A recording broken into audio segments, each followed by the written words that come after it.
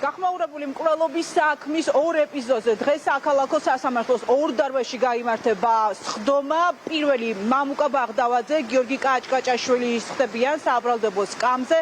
მათ წინააღმდეგ საგამოძიებო უწყების წარმომადგენელი დღეს ორ მოწმეს გამოკითხავს, მოიყვანს. ესენი არიან საქმის ერთ-ერთი გამომძიებელი და ასევე ტაქსის მძღოლი, რომელიც ფლობს ინფორმაციას მამუკა ბაღდავაძესა და ეგრეთ წოდებულ დაქირავებულ killers გელა უძილაუს შორის შემდგარ კომუნიკაციასთან დაკავშირებით. ტაქსის მძღოლთან პროკურორს ექნება შეკითხვები, რა სახის საუბარი შედგა ძებნილ გელა უძილაუსა და მამუკა ბაღდავაძეს შორის. მამუკა ბაღდავაძე არის გიორგი ჯოხაძის ახლო ნათესავი. სავარაუდოდ გელა უძილაურს ბაღდავაძისგან სურდა მოესმინა ინფორმაცია, სად იმყოფებოდა გიორგი ჯოხაძე. ყოველ შემთხვევაში ამაზე აპელირებს საგამოძიებო უწყება.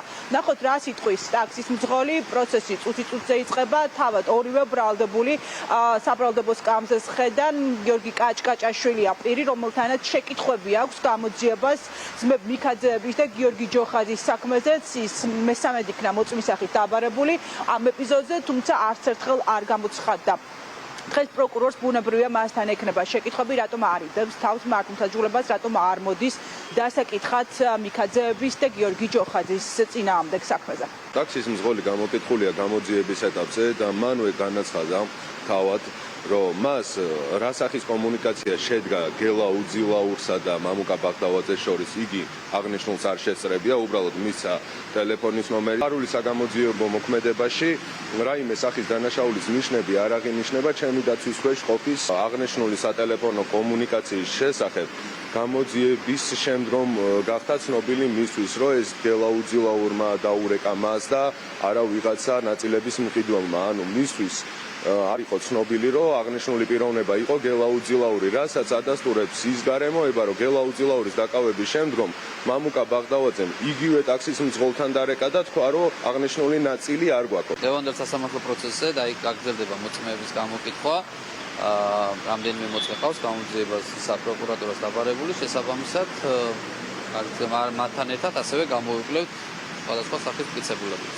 გამომძიებელია, რომელმაც დაათვალიერა მამუკა ბაღდავაძის საცხოვრებელ სახლში ჩატარებული ფარული საგამოძიებო მოქმედების სამსახველი ინფორმაცია. ასევე არის მოწმე, რომელმაც უშუალოდ გელა უძილაური მიიყვანა მამუკა ბაღდავაძის სამსახურთან ახლოს და მათთან ერთად რა თქმა უნდა გამოვიკვლევთ სხვადასხვა სახის მტკიცებულებას, მათ შორის ვიდეო მასალას. გელა უძილაური გაესაუბრა მამუკა ბაღდავაძეს. როგორც მოწმე ადასტურებს, ტელეფონით მოხდა მათ შორის გასაუბრება სულ მცირე ორჯერ. მამუკა ბაღდავაძემ ძალიან კარგად იცოდა ვინ იყო გელა უძილაური, ძალიან კარგად იცოდა მომხდარი ფაქტის შესახებ და შესაბამისად მან იცოდა, რომ გელა უძილაური მასთან იყო მისული, თუმცა მან არ შეატყობინა სამართალდამცავ ორგანოებს. გარდა ამისა, მან გამოძიება, როცა გამოკითხა, სრულ ინფორმაცია მიაწოდა გამოძიებას. მამუკა ბაღდავაძეს გამოძიება ლევან ჯანგველაძის მკვლელობის ერთ-ერთ ეპიზოდში გამოძიებისთვის ხელშეშლას ინფორმაციის დაამალვას ედავება, რაც შეეხება გიორგი კაჭკაჭაშვილს, მას ცეცხლსასროლი იარაღის შეძენა შენახვის ბრალდების მუხლი აქვს წაყენებული. არც ერთი მათგანი წარდგენილ ბრალს არ ეხიარებს, ამ დრომდე არ თანამშრომლობს გამოძიებასთან, ჯერჯერობით სასამართლოს წინაშე არც ერთი მათგანი არ გამოკითხულა.